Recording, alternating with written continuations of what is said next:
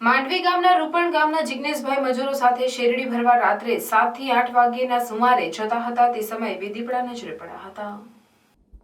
માંડવી તાલુકાના રૂપણ ગામની સીમમાં આવેલ પ્રકાશનગર સોસાયટીની કમ્પાઉન્ડ વોલ પર રાત્રે બે દીપડા કેમેરામાં કેદ થયા।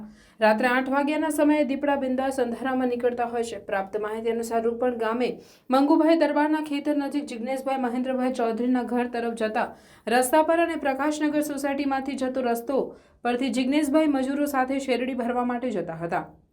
ત્યારે રાત્રે 8 વાગ્યાના સુમારે પ્રકાશનગર સોસાયટીના કમ્પાઉન્ડ વોલ પર બે દીપડા બિંદાસ બેઠા હતા। એ દીપડા કેમેરામાં કેદ થયા હતા। વાહન જઈ દીપડા કમ્પાઉન્ડ વોલ પર બિંદાસ ફરડ્યા હોવાનું જિગ્નેશભાઈ ચૌધરીએ જણાવ્યું હતું। દીપડા કદાવર હોવાનું પણ જણાવ્યું હતું। રાત્રે દીપડા રહેણાંક વિસ્તારમાં આટાફેરા મારી મરઘા, કૂતરા, વાછરડાનો શિકાર કરતા હોવાની વ્યાપક ફરિયાદો તાલુકાના ગ્રામ્ય વિસ્તારોમાં ઉઠતી હોય છે।